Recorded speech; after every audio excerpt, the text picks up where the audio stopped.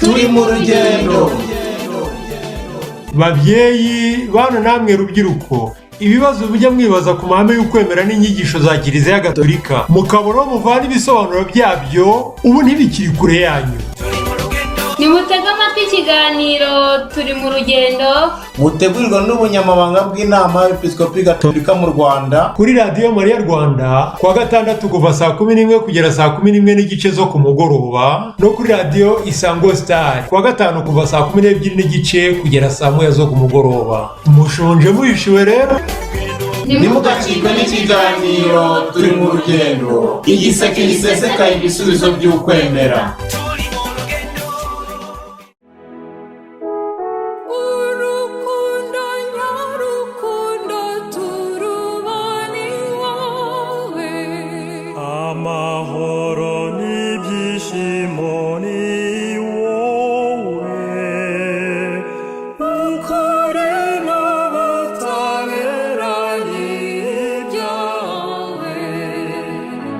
Inshuti bakunzi b'ikiganiro turi mu rugendo, murabizi ko ari ikiganiro cy'ubunyamabanga bw'inama y'Episkopi Gatolika mu Rwanda. Ni ikiganiro kibanda ku nsanganyamatsiko zikangurira abakristu gusobanukirwa n'ukwemera n'amahame bya Kiliziya Gatolika. Mu kiganiro cyacu tugira abatumirwa batandukanye, cyane cyane tukaganira n'abasaserdoti, abepiskopi, abarayiki bafite ubutumwa n'ubuhamya bw'ubuzima babaye mu kwemera kwabo kugira ngo bifashe abakristu bagenzi bacu, ndetse n'abandi bemera Kristo ariko batari abagatolika, kuko byagaragaye ko hari ibibazo bakunda kwibaza cyangwa bakibaza abakristu gatolika ugasanga nta bisubizo bashe kubona. Niyo mpamvu rero mu bantu tuganira nabo ni abantu tuba twizeye yuko baduha uretse ubumenyi banaduha n'ubuhamya bw'ubuzima babayeho mu kwemera kwabo kandi bikadufasha. Uyu munsi rero umutwirwa dufite, wenda ndibuze kumusaba ko abibwira, ariko ni Padiri Kayisabe Vedaste. Insanganyamatsiko dufite muri aka kanya ni igaruka ku kwemera n'ikoranabuhanga. Tugiye kureba ikoranabuhanga ry'iki gihe, ibyo bita za tekinoloji moderne, tukabibona mu ndorerwamo y'ukwemera. Ni gute byafasha abakristo? Nihe tugomba kwitondera? Nihe tugomba kwifashisha? Nihe dukeneye muri iki gihe mu mibereho y'umukristo y'iki gihe? Ngiye mwumva n'uwitonze Jean Marie Vianney. Padiri rero mbahaye ikaze mu kiganiro cyacu. Maze mutwibwire kugira ngo abadutega amatwi, abadukurikira ku biganiro byacu byo muri turi mu rugendo bamenye uwo bari kumva. Murakoze, wari ubivuze nyine ko ndi Padiri Kayisabe Vedaste, nkaba ndi umurezi mu seminari nkuru y'i Kabgayi, maze imyaka ubungubu ni nka 13 nkora muri uwo murimo wo kurera mu seminari nkuru, ariko na mbere yaho naragiye mu by'uburezi mu seminari ntoya. Padiri mazemo imyaka bimaze kuba 22. Umurimo nakoze cyane muri paruwasi nabayemo igihe gito, ariko umurimo nakoze cyane ni uyu nguyu nyine ujyanye n'uburezi, cyane cyane no kwigisha. Nibyo rero ni umupadiri wa diyoseze ya Kibungo, ariko nkaba nkorera nyine ubutumwa hano mu seminari nkuru ya Kabgayi. Murakoze Padiri Kayisabe kutwibwira no kutunyuramo mu ncamake imyaka mumaze mu butumwa. Nta ushidikanya ko utari umukristo, ariko njyewe njya nibaza, iyo uvuze ngo ndi umukristo gatolika ukabihamya, uba ushatse kuvuga iki? Cyangwa se biba bigaragaza ko wakwiye kwitwara gute cyangwa kurangwa n'iki? Hari indirimbo dukunda cyane kuririmba ivuga ngo ndi umukristo, ndi wa Yesu nk'uko nasezeranye mbatizwa. Burya ibi bivuze byose, ariko ikintu umuntu yakongeraho, iyo uvuze ko uri umukristo gatolika, uba uvuze mu magambo avunaguye indangakwemera yawe. Uzi ko dufite indangakwemera ndende, iyo ndangakwemera ikaba irimo ibice by'ingenzi, aho duhamya ko twemera Imana Data ushobora byose ari mu ijuru n'isi, aho twemera ko, tuvuga ko twemera Imana Mwana Yezu Kristo umwana w'ikinege w'Imana, aho tuvuga yuko twemera Imana Roho Mutagatifu, hanyuma tukemera rero tukaza kuvuga nuko twemera Kiliziya n'urusange n'abatagatifu, ko batisima ari imwe, no ko dutegereje izuka ry'abapfuye. muri make ubwo umuntu aba abivuze yihuse, ariko muzi yuko hari aho dutinda akaba ahakomeye kurusha abandi, cyane cyane tugeze kuri Yezu Kristo, kuko niwe watumye tumenya Imana byuzuye. Ubundi amoko menshi y'abantu azi Imana, ariko atari mu buryo bufututse nko mu buryo Yezu Kristo ubwe yatumenyesheje iby'Imana mu buryo bwuzuye kandi butazagira ubundi bubusumba. Kuba rero umuntu ari umukristo gatolika ni ukuvuga yuko ni uwo muntu wa Kristo wigishijwe na Kristo, wemera ivanjiri, akemera ibyo Kiliziya Gatolika yemera kandi yigisha, kuko ibyo yigisha yibwiwe nawe na Yezu Kristo, utayoba ntanayobye. Uwo niwe mukristo gatolika rero. Gatolika buriya bivuga yuko ntawe uhejwe, ni umukristo uwo ari we n'undi wese yamuba, ntawe uhejwe. Nibyo bita universel, ni ukuvuga ni iyo ngoma y'Imana itagira n'umwe isiga. Niyo mpamvu n'abo tutita abagatolika ku bw'amadini, nabyo bageze hariya nabo bahimbaza kuriya kwemera, bavuga ko Kiliziya ari imwe itunganye gatolika, itagira uwiheza mu by'ukuri. Urebye rero nicyo bivuga. Hanyuma sinzi niba wari wabimbajije niba uko abayeho. Yego, abayeho atese arangwa n'iki, niyo myitwarire yagombye kumuranga? Ubundi uwo muntu nyine arangwa no gusa na Nyagasani Yezu, cyangwa no gushaka gusa nawe, kuko yari Imana, yari afite imimerere nk'Imana, ntiyagundira kureshya nayo, aca bugufi, araza yegera muntu, noneho arushaho guca bugufi, agaragaza urukundo rw'Imana kugeza aho apfiriye abantu, ndetse agapfa rwa rupfu ruri hasi y'izindi rwo ku musaraba.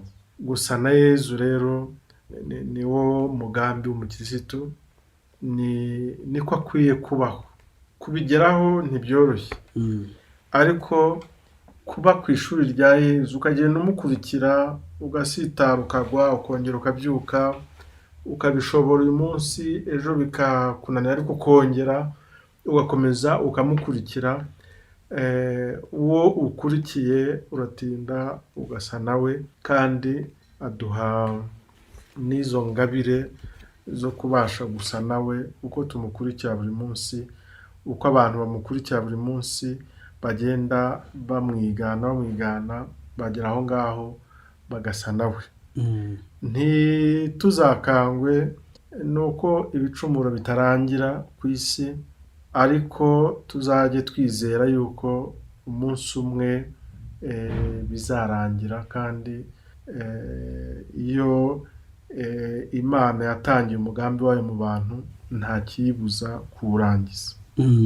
Hari ijambo ryiza uvuze uti umukristo nyawe akwiye guhora ku ishuri rya Kristo, yigana kuba Kristo rwose. Nyamara ibyo ni ukwemera. Abita ngo bajya mu kwiga ubundi bumenyi natwe twanyuzemo, siyanse, kuvumbura, gushaka, hahora amakimbirane kuva na kera hagati y'ukwemera n'ubwo bushakashatsi. Noneho umuntu akibaza ati ese iyo ntambara ihoraho, uko kutumvikana, kandi twakwiye kwemera yuko twarimwe n'umuremyi umwe, guturuka guterwa n'iki? Urumva, umuntu yagiriwe ubuntu bwo kuremwa n'Imana mu ishusho ryayo, imuha ubushobozi bwo gutekereza, imuha ubwenge butambutse ubw'ibindi biremwa tubona, imuha ubwenge, imuha imbaraga z'amaboko, ariko imuha n'igice gikomeye cya bwa bwenge bwisumbuye burushaho kuyibona no kuyivumbura.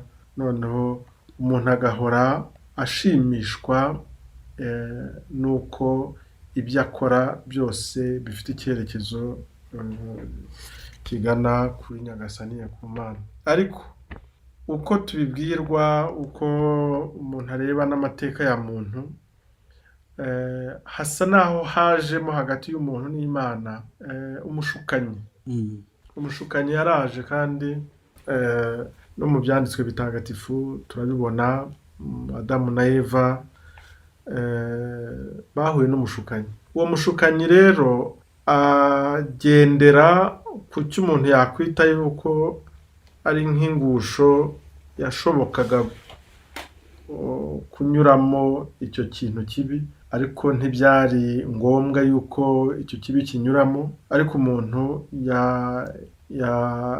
yararetse icyo kibi kirahanyura. Uwo mushukanyi rero yaciye aho ngaho, umuntu ntiyanga cyangwa se imbaraga ze zo kwanga ntiyazitabazamo Imana, ku buryo wa mushukanyi yashoboye kumushuka kandi umuntu akasa n'ugiye mu ruhande rw'uwo mushukanyi. Kuva icyo gihe rero, kuva umuntu yabura izo mbaraga aho ngaho, hasa n'ahajemo icyuho, noneho imbaraga nkeze zirushaho kwiyongera. Burya iyo wimenyereje ikintu kibi, ubwa mbere ugikora bikugoye, ubwa kabiri kikakorohera. N'umuntu niko byamugendekeye mu by'ukuri. Ubwa mbere gusuzugura Imana bigomba kuba byaramugoye, ariko inshuro ya kabiri biroroha. Ni nk'ibi byaha by'abantu bakora, abakora ubusambanyi.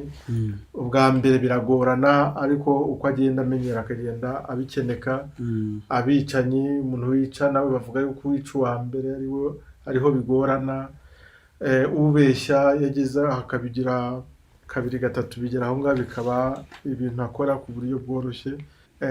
Umuntu rero yageze aho ngaho amera gutyo, ariko Imana ntiyamusize, ntiyamutaye. Imana ntizigera inamuta.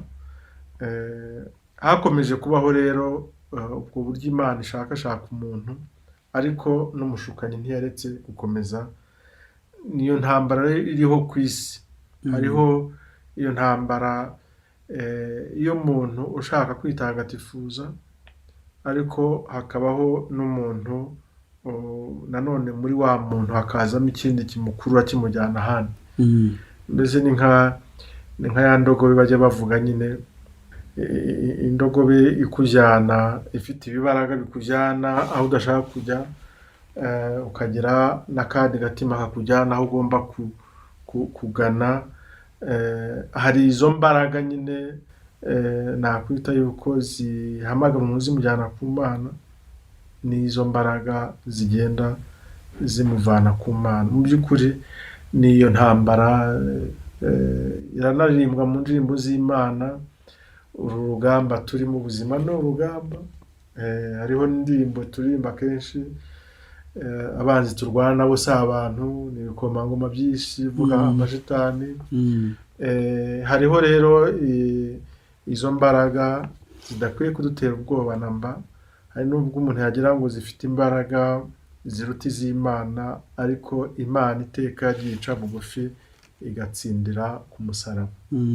Ntabwo rero dukwiye guhangayikishwa n'izo mbaraga, kuko aho zatsindiwe turahazi, kandi umukristo ahamagarirwa iteka kuhibuka.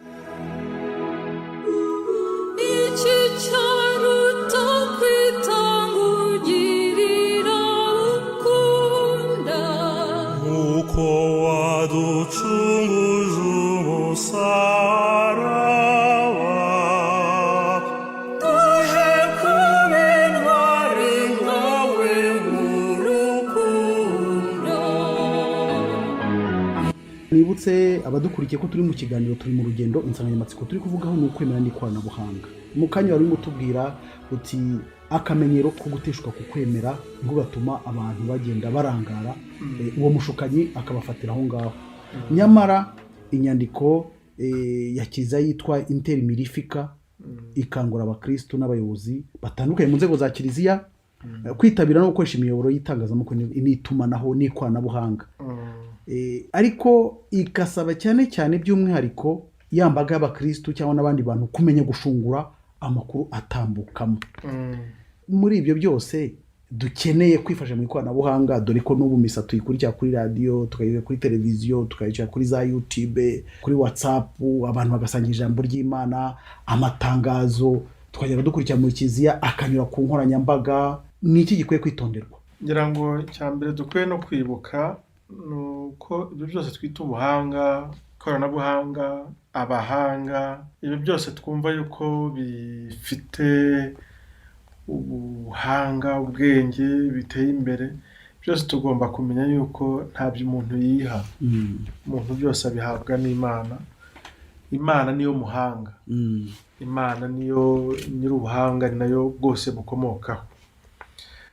Icyambere tugomba kwitondera rero ni icyo ngicyo.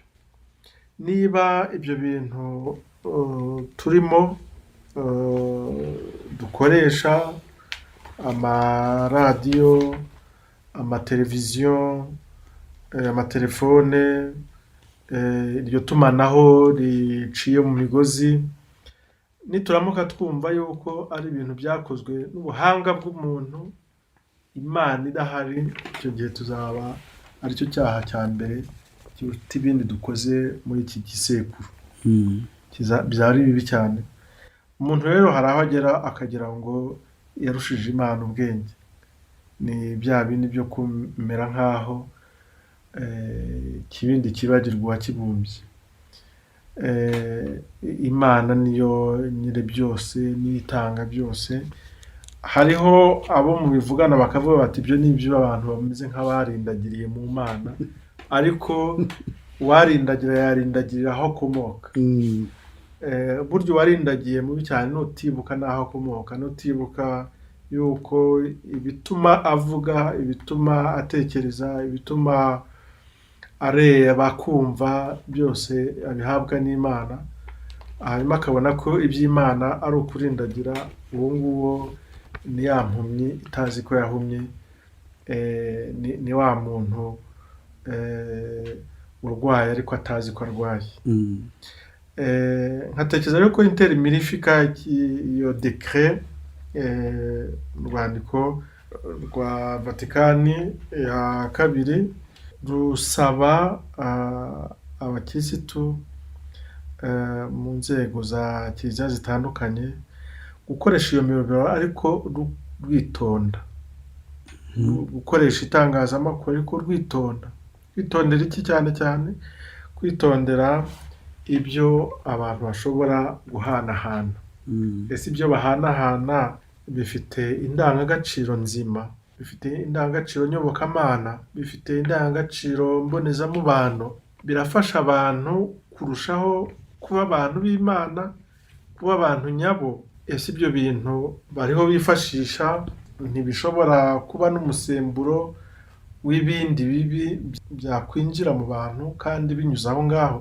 Nicyo Inter Mirifica isaba, kumenya niba ibitangazwa bitabangamira indangagaciro nkirisitu, indangagaciro mbonezamubano, bitabangamira ukwemera, bidafite ikintu byangizaho abantu kuruta uko byabubaka. Nibyo rero dukwiye kwitondera natwe muri iki gihe.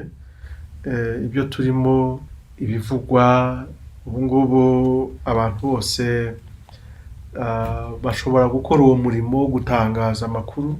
Ubu ngubu ntihakiriho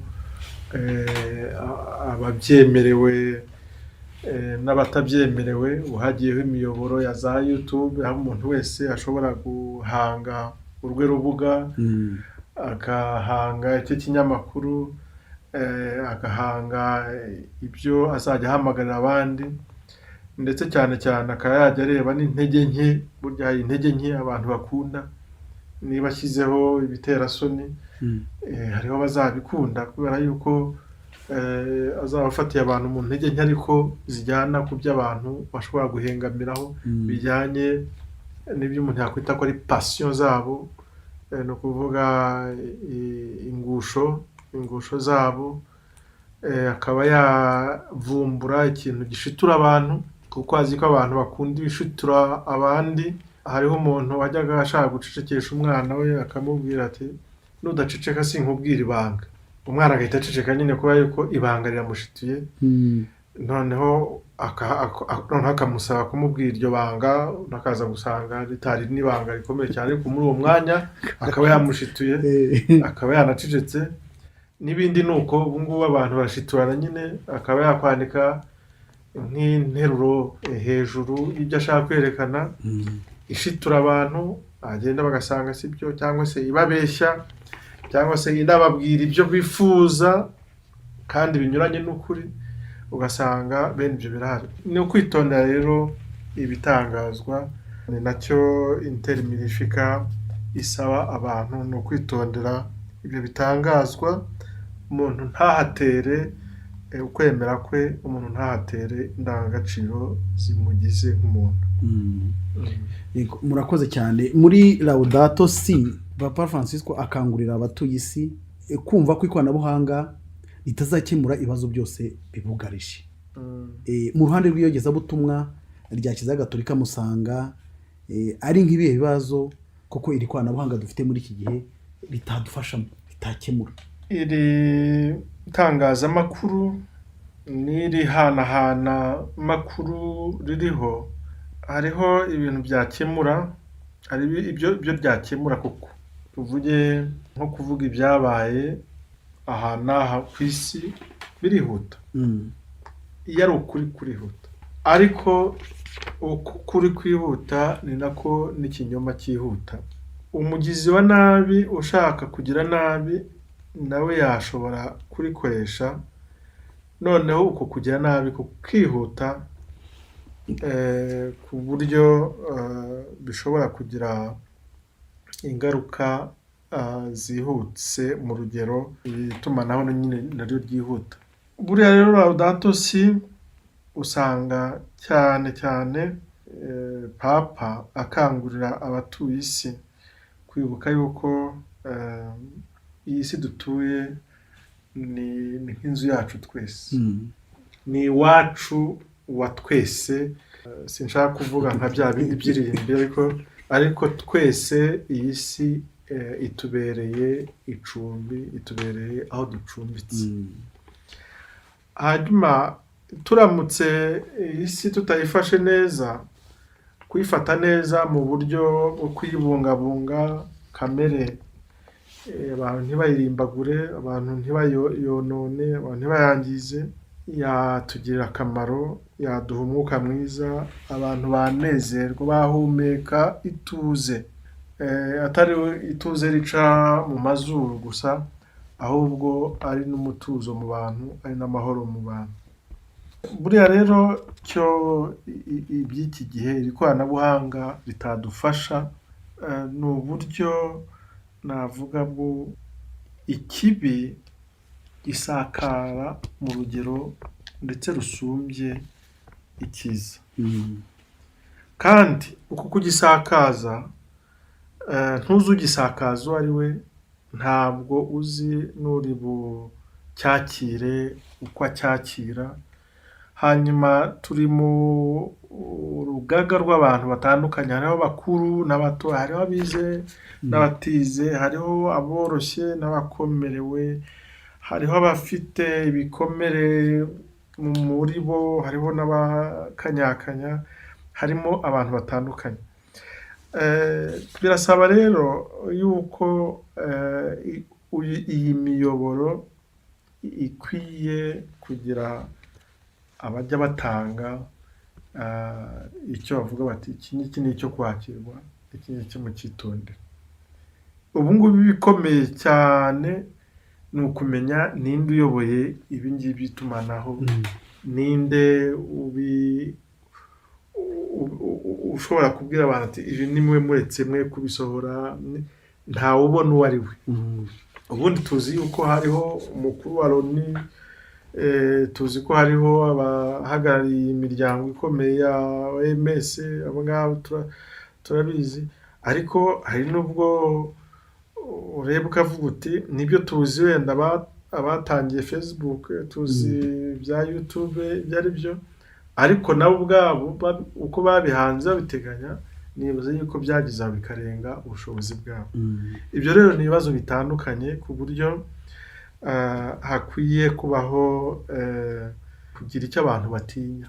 Kera abantu bajyaga batinya Imana, ubu ngubu hari abantu benshi bakubwiye ko Imana ntacyo ibabwiye, hariho n'abatayemera. Kera hariho abantu batinyaga imico y'ibihugu barimo, ariko abantu bameze nk'abatagitinya imico za kirazira z'aho batuye.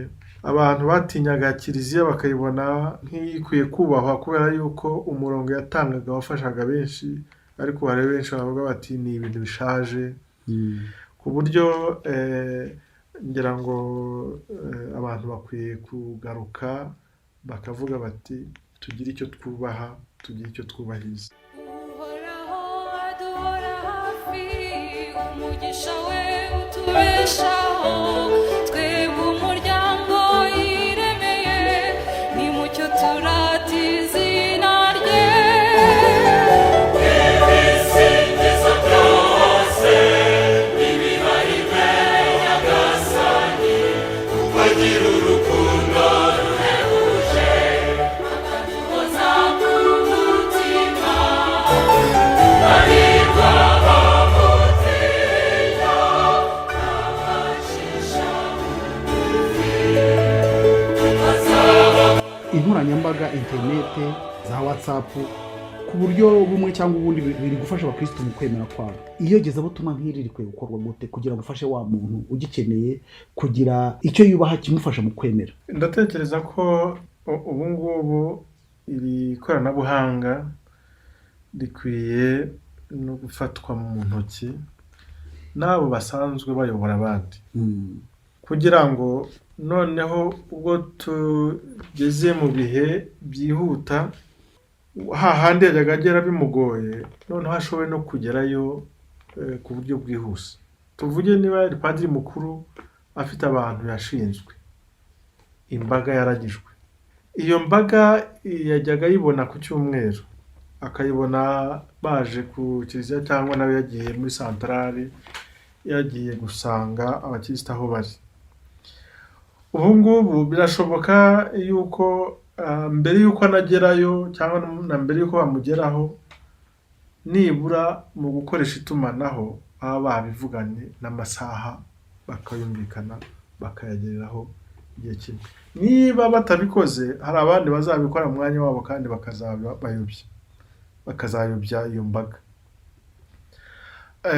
Hakwiye abashinzwe imirimo y'ikenurabushyo muri kiliziya bakwiye kumenya gukoresha iryo tumanaho, iryo koranabuhanga, kugira ngo bya bindi bishobore kuborohera. Ubu ni ibintu abantu badashobora guhunga, kuko n'ibisa ari byikoresha, abantu bakwiye no kubikoresha mu buryo bwo kwamamaza inkuru nziza. Bikwiye kubatizwa nabyo ubwabyo bigatagatifuzwa, kuko iryo koranabuhanga niba rizakoreshwa mu bintu bindi uretse iby'Imana, bizakomeza b'ibipagani. Ariko niba bishobora gufasha iyogezabutumwa kwihuta, bijye bihabwa n'umugisha. Rero nifuza yuko nk'uko duhesha umugisha ibindi bikoresho, n'iyo miyoboro twita ko ari virtuel, rero hakwiye kuzajya habaho n'umunsi wo kubiha umugisha no gusabira yuko ibitarashoboye kubona umugisha nibura byawubona. Ibyo bintu byose bigahabwa umugisha, nibwo buryo bwabyo bwo kubatizwa, bikinjira mu bishobora gukoreshwa.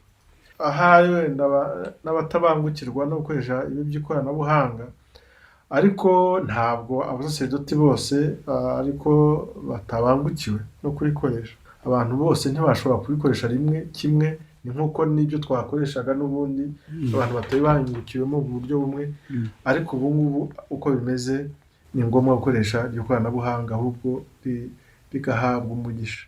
Ubu ngubu abantu barajya gutura bakoresheje telefone. Iyo telefone niba ari nayo umuntu areberamo n'ibipagani n'ibindi bidahwitse, iyo telefone ikwiye guhabwa umugisha, ikagangahurwa nk'uko kiliziya yagiriwemo ibibi igangahurwa mbere yo yasomerwamo misa. Izo telefone zikwiye kujya zihabwa umugisha, ntizibe telefone niba ariyo uvugaho utukana ugera gute ukamenya yuko iyo telefone ari ntagatifu, noneho ibyo ikora ni ibitagatifu, bizanagufasha kugira ngo naho kuyireba gusa ukavuga ngo ari telefone nimbi gusa. Yewe nifuza yuko yahabwa umugisha, hanyuma nawe uyikoresha ukazajya wibuka yuko iyo ngiyo yahawe umugisha ukwiye kuyubaha, kandi biranagufasha nawe mu buryo bwo kuyikoresha. Izi computer dukwiye kuzihesha umugisha, ibintu byose bikwiye guhabwa umugisha niba dushobora kubikoresha mu bijyanye n'iyobokamana ryacu uyu munsi. Nifuza yuko ibyo bintu byatagatifuzwa nk'uko hatagatifuzwa ibyo ureba n'amaso, hatagatifuzwe n'iyo miyoboro. Igihe cyo gutangira aya mateleviziyo yacu katolike bacise, habaye umwanya wo kubiha umugisha, wo guha umugisha ibyo bikoresho. Radiyo iriya yagiye ikibeho, habaye umwanya wo kujya gutanga umugisha. Aho radiyo Mariya ikorera hahawe umugisha, n'ibyo byuma bigahabwa umugisha. Hakwiye kubaho uwo mugisha ku buryo tutibwira yuko ibyo tutareba n'amaso umugisha w'Imana utabigeraho. Umugisha w'Imana ubigeraho, kandi dukwiye kubikomeraho. Murakoze cyane.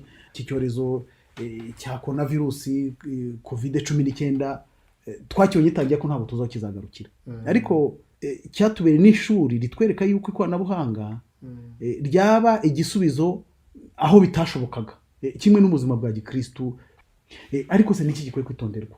Uko mbibona muri iki gihe cya COVID-19 ibintu byagiye bihinduka ari byinshi. Habayeho ibyo tutari twiteguye, habayeho kuguma mu rugo kugira ngo abantu batanduzanya, habayeho za kiliziya gufunga, hanyuma abantu bakora amasengesho mu ngo zabo. Hari n'ikintu cyiza bavuze nakunze cyane, kiliziya zirafunze ariko zifunguye mu miryango yacu. Ahangaha habaye navuga nk'ishuri ryo kubaho ukwemera kwacu. Ubundi twajyaga twumva ukwemera, ariko kubera yuko ibikorwa byinshi twabikoraga twigirayo, twigerera ku kiliziya cyangwa se twihurira n'umusaserdoti, twihurira n'umukateshiste akatwigisha. Ubu ngubu turi ahantu noneho tugomba kubaho mu kwemera, abantu badahura nk'uko bahuraga. Ni igihe cyo kubaho ukwemera mu by'ukuri. Hari igihe umuntu ajya gutya akajya nk'imbere y'isakaramento ritagatifu akamara umwanya azirikana. Mu kuzirikana ashobora no gufunga amaso agashyikirana n'uwo yaje gushengerera ataniriwe abumbura amaso. N'ubu rero ni igihe cyo kugenda umuntu akabona yuko Imana noneho iri mu rugo iwe, iri mu cyumba cye, akabaho ku kwemera n'Imana ye, kuko azi neza yuko Imana yemera ntaho ihezwa. Byari kuba byiza hahandi habiherewe umugisha kandi hateguriye icyo gikorwa ariho abikoreye, ariko ubu noneho ntibikunze, aribwo bidakunze. Imana ye ntaho ihezwa. Twebwe turahejwe kugira ngo tutanduzanye, ariko Imana ntiyanduza, Imana ntituyanduza. Iyo rero iraza ikadusanga, hanyuma tukayisengera aho turi. Noneho uku kwemera kumeze gutyo kwambaza Imana ukayihamagara no mu rugo, ni n'uburyo bwo gutagatifuza n'urugo rwacu n'icyumba cyacu. Kandi mu bihe bikomeye Imana ituba hafi kuruta ikindi gihe icyo ari cyo cyose. Twakwitondera rero cyane cyane kumva yuko Imana itakiri Imana kubera yuko habayeho guma mu rugo, cyangwa habayeho gufunga kiliziya, cyangwa se habaye ikindi. Imana ntaho ihezwa. Ni igihe cyiza cyane cyo kubaho ukwemera kwacu. Ni igihe cyiza cyane cyo kwibuka yuko Imana yo ntabwo ifatika. Hari mu ijambo ry'Imana hari ahantu handitse ngo igihe kigiye kuza ndetse ngiki, aho muzaba mutakinsengera kuri uriya musozi cyangwa kuri uyu nguyu, ahubwo muzaba musengera mu mitima yanyu. Iki rero ni igihe cyo kumenya gusengera Imana mu mutima wacu kandi tukayihabwa mu mutima wacu. Ibyo ngibyo rero nibyo wahoze uvuga byo guhabwa Imana buroho, guhabwa Yezu Kristo buroho.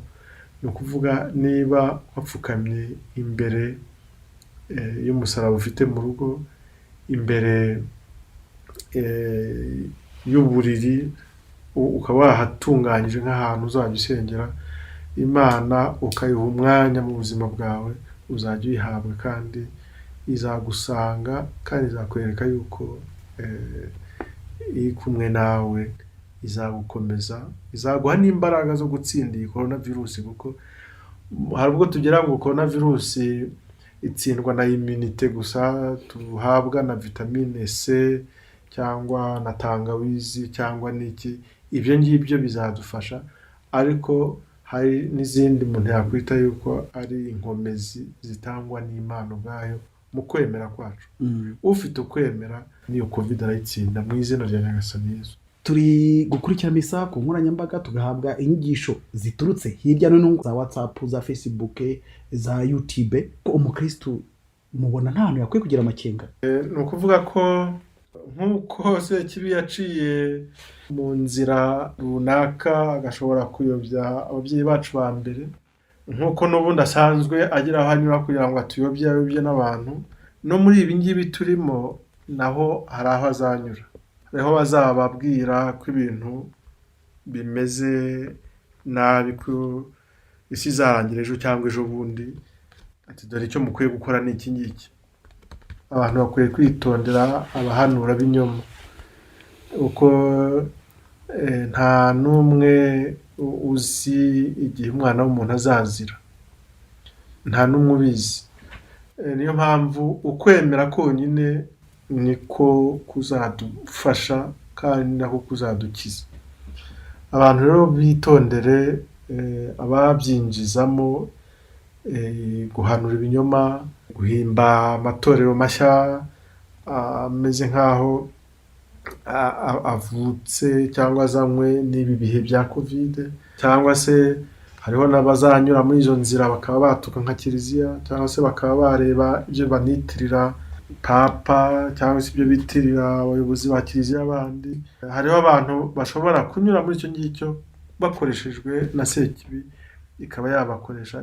Niyo mpamvu ni ugusenga mu kwemera umuntu asanganywe, kandi akabwira Nyagasani n'umutima we wose n'ukwemera kose, Nyagasani ni wowe niringiye, sinzakozwe n'isoni bibaho, nka kwa kundi turirimba dusoza Te Deum.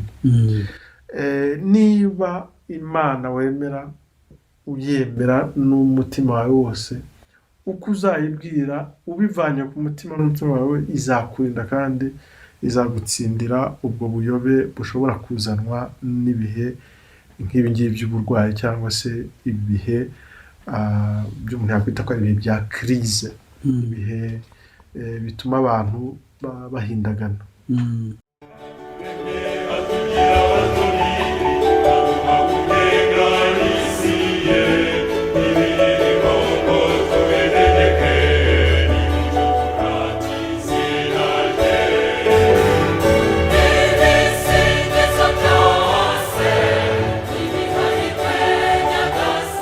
Bamwe cyangwa benshi mu rubyiruko rw'iki gihe, aho ubona kenshi turi mu rugo, hamwe amashuri yafunze atarimo gukora kubera n'izo gahunda za guma mu rugo, bahugijwe na za murandasi n'inkoranyambaga, bareba amafilime, hari amashuri y'urukozasoni n'ibindi byose bya bindi wavuze Sekibi anyuramo kugira ngo abigarurire.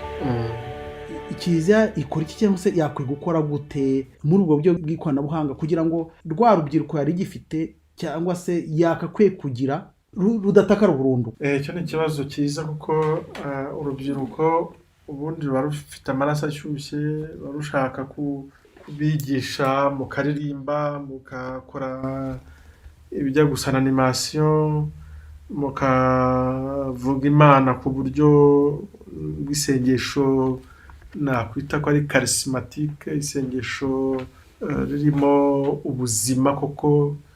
Urwo rubyiruko hari igihe kubaho rwonyine byabatera n'uburwayi, ahubwo bakaba barwara nka depression, kwiheba, bakaba bagira n'ibindi bitandukanye. Ntekereza rero yuko muri ibi bihe turimo koko hakwiye kujyaho ibiganiro bidasanzwe. Ndatekereza ko nk'ibi muriho mukora ni kimwe mu bisubizo.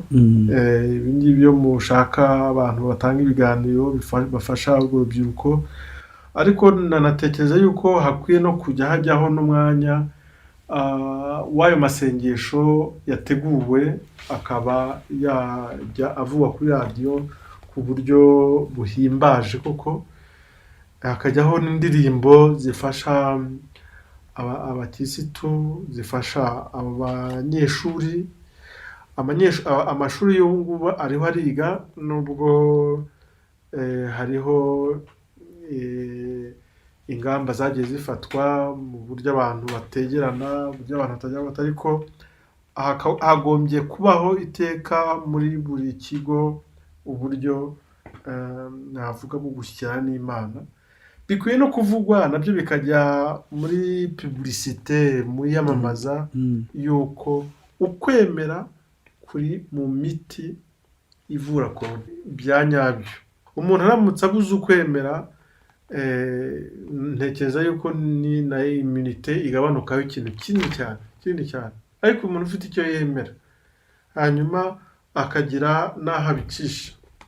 Hari abantu benshi muri iki gihe tubona bajya mu mashyamba, ariko ubona mu yandi madini ahari, bakajya mu misozi, bakajya, abo ngabo ni abariho barwana no gukomera ku kwemera bafite. Ahari wenda bikaba byajyamo no kubikabiriza, ariko bariho bararwana no kugumana ukwemera kwabo. Natwe rero abasore, les jeunes, abanyeshuri, ubu ni umwanya wo gutekereza icyo gukora. Abantu nakunze ko nko mu gihe cya Noheli no mu gusoza umwaka, aya makorali yacu akomeye yateguye ibitaramo bitagatifu. Ntubone yuko ari ibitaramo gusa bivuga ibya Père Noël, wa wundi udafite idini, aho ukabona yuko harimo na Noheli igisitu, kandi bitabujije no kwirinda. Birashoboka rero yuko twakwirinda kandi tukanabifatanya no gukora ibikorwa by'ubukirisitu, harimo izo ndirimbo, harimo amasengesho, harimo no gushengerera, harimo ibikorwa bitandukanye bigenda bifasha abantu kutajya kure y'Imana. Birashoboka, kandi abantu ntibazibwe yuko aribo bazatsinda korona bonyine. Imana niyo ifite urufunguzo ruzigizayo iki cyorezo. Nibutse abadukurikiye mu kiganiro turi mu rugendo, turi kumwe na Padiri Kayisabe Vedaste, turi kuganira ku kwemera n'ikoranabuhanga. Turimo turareba iyo miyoboro yahanzwe n'ubwonko bwa muntu, aho byamugeza cyangwa byamufasha mu kwemera no kwizera no kurarikira Imana yamuremye.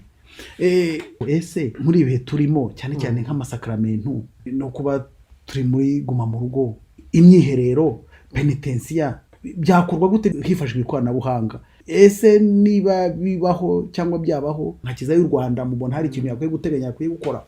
Ni ikibazo cyiza cyane, kuko burya hari ibintu biba bibaye ku bantu, noneho wenda mu kubyigaho bikazaba n'igisubizo cyo mu bihe bizaza kera. Kuko nk'ibi bya korona bavuga ko byigeze kubaho muri za 17, na mbere yaho hagiye habaho ibibazo nk'ibya peste. Izo ndwara zose zandura vuba kandi zigahitana abantu benshi, biba byaragiye bibaho, ariko ntabwo twashoboye kubona uburyo babigenzaga ku buryo ari byo wenda twari kuba dukoresha uyu munsi. Icyabangutse ubu ngubu ni ikoranabuhanga, kuko ni igihe turi mu gihe cy'ikoranabuhanga. ku buryo rero n'ubu ngubu nubwo dufite ikoranabuhanga nta kintu cyari cyasimbura kuba umuntu ahari ukavuga uti iyo ahari akora ibi ngibi, ese igihe adahari birashoboka ko bya bindi yakoraga nabwo byakorwa kandi adahari. Ibyo umuntu yakwita yuko le remplacement de la présence par l'absence. Ntabwo l'absence, ntabwo kutahaba bishobora gusimbura kuhaba, ntibishoboka. Ni nacyo turiho turwana nacyo ubu ngubu. Ni ukuvuga rero yuko niba umusaseridoti ariwe watangaga penitensi, ntabwo uzajya wiha penitensiya kuko padiri adahari. Oya. Kiliziya rero icyo kimwe mu byo yatanzeho urugero ni nko guhabwa ukarisitiya. Ukarisitiya ni isakaramento. Hariho guhabwa buroho. Iyo ni nk'icyo umuntu yakwita ko ari substitution, no kuvuga ni icyasimbura icyo twari dusangamo. Ibyo ni ku rwego rw'ukarisitiya.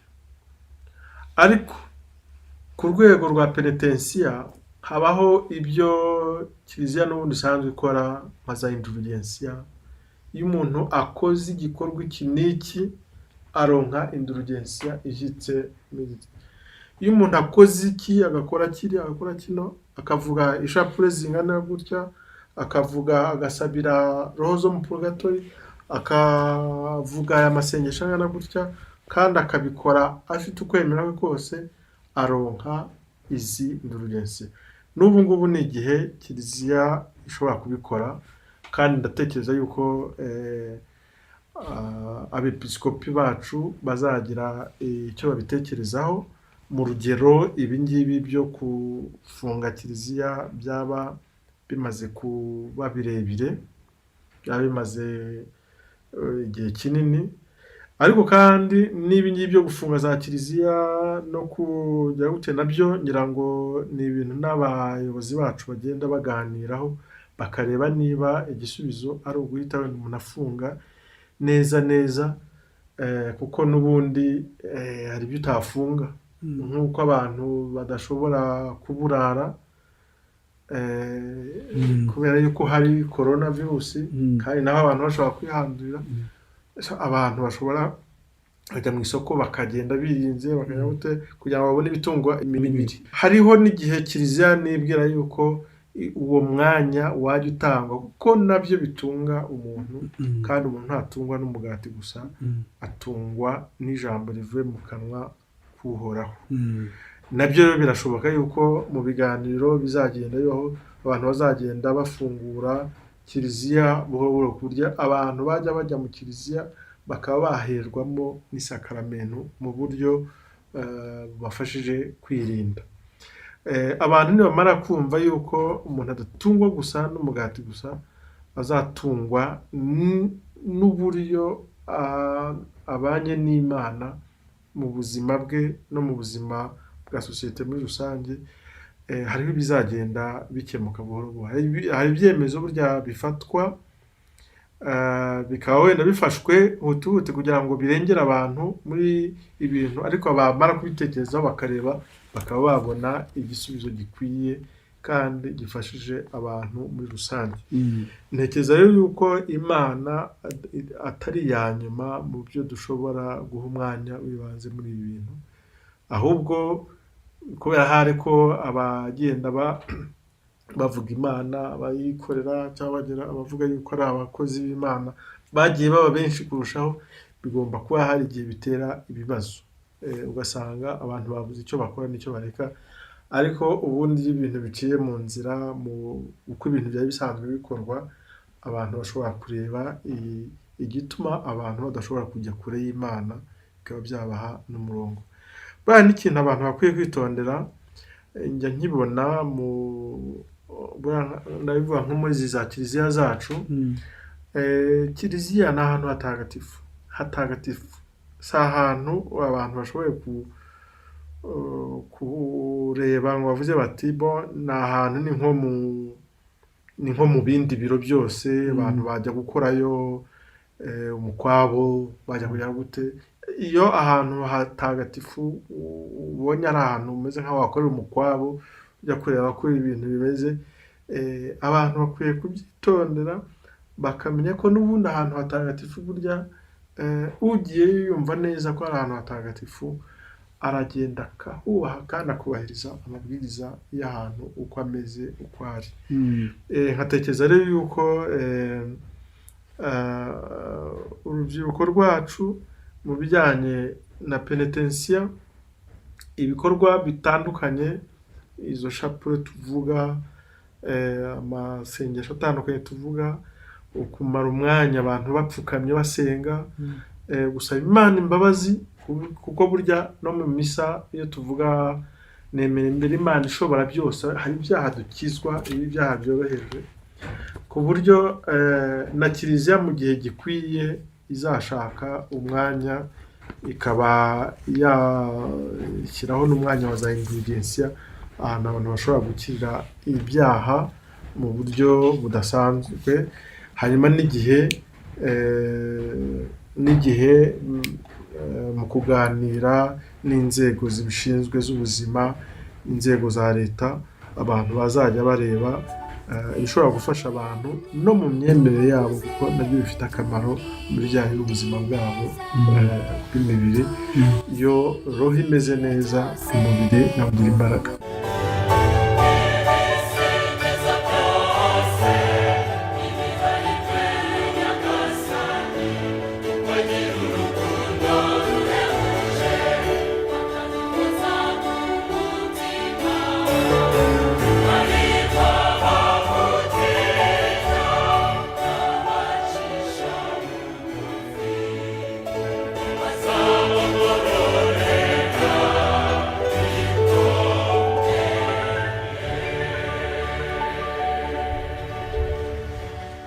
Muri bihe byaguma mu rugo na covid, abasore n'inkumi bitegura nko gushyingirwa, bari baragiye mu murenge, bari barateguye ubukwe bwabo, noneho amabwiriza akabafatiraho batarabasha gusana imbere y'Imana kwa padiri. Murabaha ubwo burenganzira bibanire, wenda nyuma bizakorwe abo ngabo basabirwa uruhushya ubundi, bakaba bagenda ari babiri cyangwa se batatu, kuko igikomeye ni isakaramentu, cyangwa se bane wenda hariho.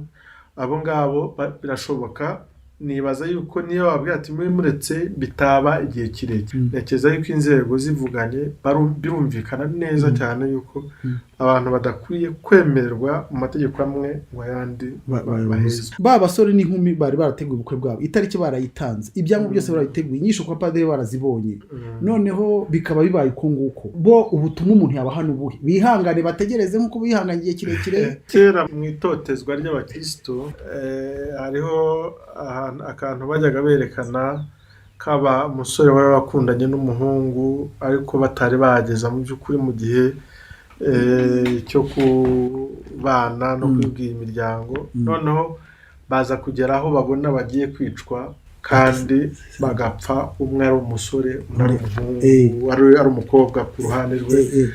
Noneho baza kubwira Petero icyemezo cyabo, urukundo bakundanaga, hanyuma kuko aho bari bafungiye bagomba kuzapfa nyine n'ubundi, baravuga ati ariko turashaka kuzapfa umwe ari umugore wundi twarashakanye.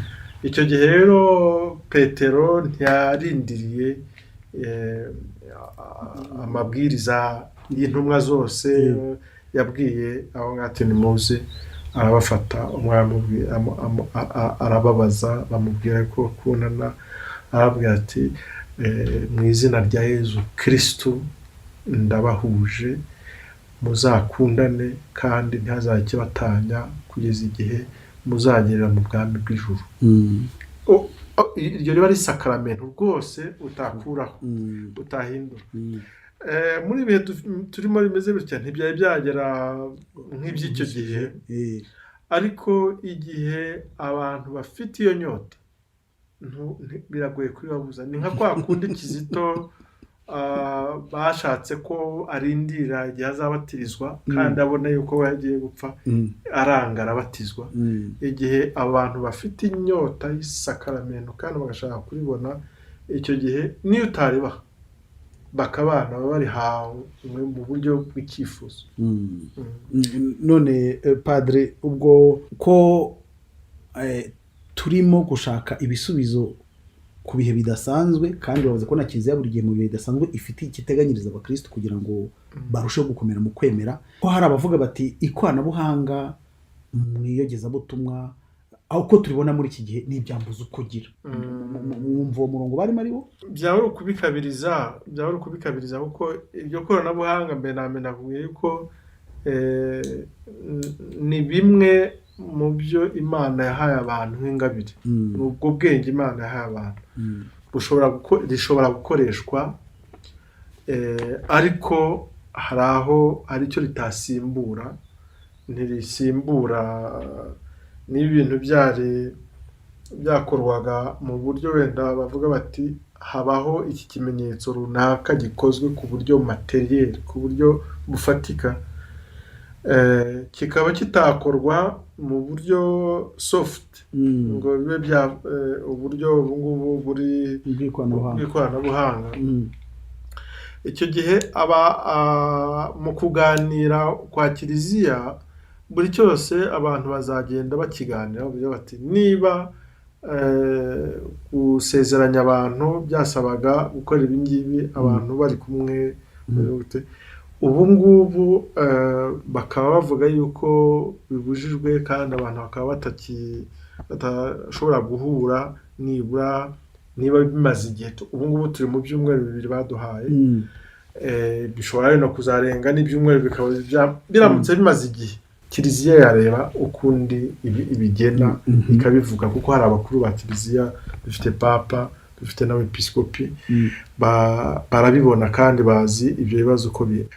Niba rero uko bimeze uku nguku abantu barimo bagerageza kwifashisha uko misa kuri radiyo, ku buryo nibigeze igihe cyo guhazwa abantu bahazwa buroho, niba muri iyo misa hari aho turi bugere tukavuga confiteor, no kuvuga nemera imbere y'Imana ishobora byose, ku buryo umuntu yerekana Nyagasani ibyaha bye. Niba hari aho turi bugere tukagomba kujya muri consécration, tutari iruhande rwa ritari, ahubwo wenda dupfukamye mu cyumba cyacu. Urumva ubwo buryo kiliziya yavuze dusigaye dukoresha ubu ngubu burasimbura, ariko by'agateganyo, ntabwo bisimbuye bwa bundi. Icyo gihe rero iryo koranabuhanga rirakora, ntabwo ari mbuze uko ngira, rirakora, ririmo riradufasha. Kandi ndibaza yuko mu gihe cya vuba abantu bazatanga ubuhamya.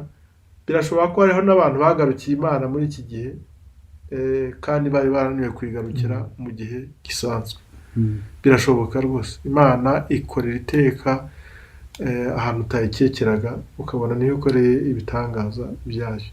Byose ni ukwemera. Ndatekereza yuko ubu ni igihe gikomeye cyo kubaho ukwemera kwacu, igihe tubona ibyo twifuza ko bihaba bidahari, Imana yo ibihari,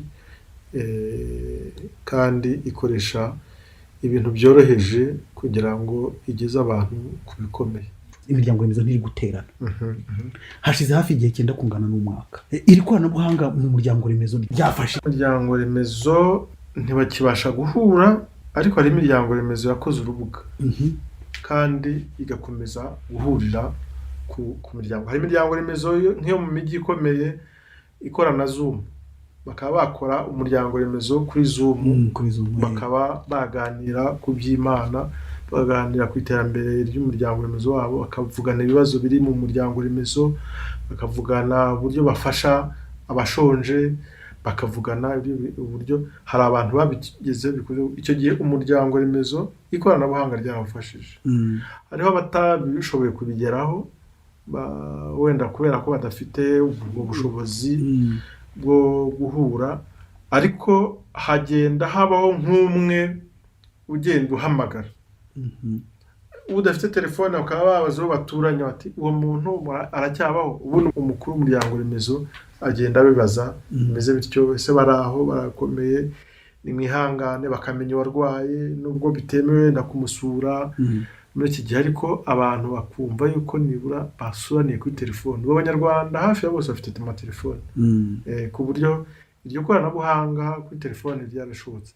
Icyo batashoboye gukora neza ni uko gusengera hamwe, kubera yuko bose batashoboye kubona iyo ubwo buryo, ariko ababishoboye babikoze kuri Zoom, abatabishoboye bakomeje gusengera umwe iwe undi we, kandi twizera yuko igihe kizagera bigasubirana. Ni mu bihe bikomeye nk'ibi ngibi abantu iyo bivuyemo babona n'umwanya wo gushimira Imana, bakavuga bati yewe twajyaga twigira uku, ubwo mu gihe kizakurikiraho tugiye gufata ingamba nta kuzongera kujya twibwira yuko ibihe byose bihora ari byiza.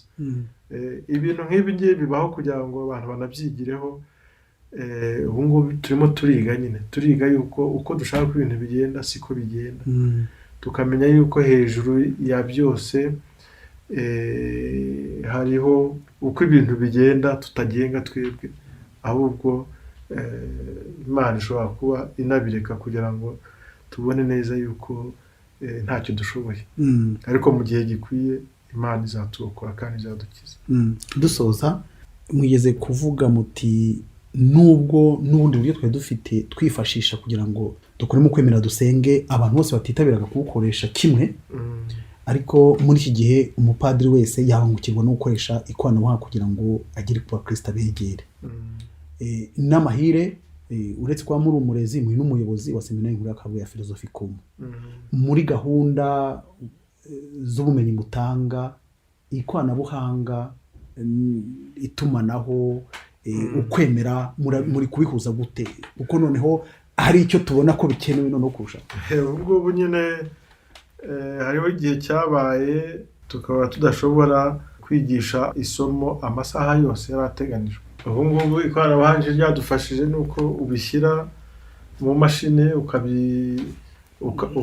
ukabyoherereza bose, umunyeshuri bikamugeraho akabisoma, hanyuma na gahunda ukaziha abarimu, n'abarimu bakohereza ibyo bagomba kohereza abanyeshuri. Ahubwo twebwe tuvunwa nyine n'igihe ibikoresho abanyeshuri wenda batabifite uko babyifuza, ariko natwe byaradufashije cyane mu bijyanye no kwigisha, mu bijyanye no gutanga amatangazo y'aho abanyeshuri. Hano uko abanyeshuri bo tubafite ubu ngubu biroroshye cyane, woherereza kuri wabo gahunda nawe agahita yohereza buri muntu wese, ku buryo dushobora kuba dutangisha pure buri muntu ari iwe, kandi tukabikora ku buryo niyo amasengesho arangiye umwe agenda akavuza inzogera aho buri wese ari, akamenya yuko hakurikiyeho indamutso ya marayika, twese tukayivugira aho turi. Ibyo rero ugasanga biradufashije, natwe mu rugero rwacu ikoranabuhanga riradufashije, ariko tuzi neza yuko ari igisubizo cy'igihe gitoya. Yego Padiri, ndabashimira. Ariko mu gusoza ikiganiro cyacu nibutsa ko twari turi mu kiganiro, turi mu rugendo, ni ikiganiro cy'ubunyamabanga bw'inama nkuru ya Episkopi Gatolika mu Rwanda, kikaba gifasha abakristu kujyana n'ibihe, bareba ukwemera kwabo, bareba amahame ya kiliziya, bareba imibereho yabo. Padiri Kayisabe Vedaste rero twari turi kumwe, mbere y'uko wenda mvuga ngo turabashimira ko mwadufashe muri kiganiro. Ubu uretse abakurikira kino kiganiro n'abantu muri rusange bakunda ku kiganiro byayo bitandukanye mukunda gutanga, by'umwihariko mugaruka kuri akamaro k'ikoranabuhanga, itangazamakuru, tubijyana mu kwemera n'ubutumwa bwa kiliziya, ubutumwa bw'umwihariko mwabagenera mu gusoza ikiganiro cyacu. Twashaka gutanga cyane cyane n'ubujyanye n'icyorezo. Burya mu Kinyarwanda baravuga ngo inzara irashira ariko igihemu ntigishira. Iki cyorezo turimo kizashira, kizaba cyaragize wenda abo gihitana, ntacyo twabikoraho, ntacyo twabirenzaho, ariko kizarangira, kuko ntabwo ari cyo cya mbere kije, si nacyo cya nyuma kije. hari igihe rero cyaza abantu bakavuga bati ibi bintu birashize biradogereye, uhemuka agahemuka, uvuga nabi akavuga nabi, utuka Imana agatuka Imana, uta iby'Imana akabita. Nagira ngo nsaba abantu gukomera ku kwemera. Imana irahari, ntaho yagiye. Imana iracyadukunda ndetse yadukunze kurushaho. Imana tuyikomereho, ntituzabe ba bandi bamera neza mu bihe byiza, ibihe bibi byaza Imana bakayitera umugongo. Dukomere ku Mana, dukomere ku mubano n'abavandimwe bacu, twe kubona urwaho. Hari abo ubona bandika amagambo mabi cyane muri iby'ikoranabuhanga, ukabona abantu bibasiye abandi, ukabona bibasiye abo bita ko ari abihaye Imana, ukabona bibasiye abakirisitu, ukabona bibasiye, ukabona nyine yuko hariho abo iri koranabuhanga ryahaye inzira yo kuvuga nabi no kugira nabi. Nagira ngo nshishikarize abantu kuba indahemuka mu kwemera kwabo, kuba indahemuka ku Mana no kuba indahemuka mu buryo bwo kubaho bwabo. Icyo nashaka kubabwira cyane cyane, hanyuma hasigaye ikoranabuhanga aho ryashobora gufasha abantu kurushaho kwegerana n'Imana, ribafashe kandi barihesha umugisha. Aho babona bafite ingorane, abantu bafashanye, bibuke gufashanya. Ufite icyo arushije undi akimufashishe, ufite imbaraga zo gukora abona hari icyo gukora akagikora.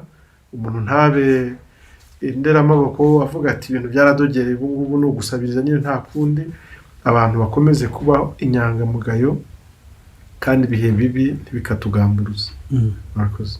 Ndabashimiye ku mwanya mwaduhaye muri kiganiro turi mu rugendo. Ikiganiro cyacu nakagaruka, jye mwumvaga n'uwitonze Jean Marie Vianney. Naho butaha, Imana ibarinde.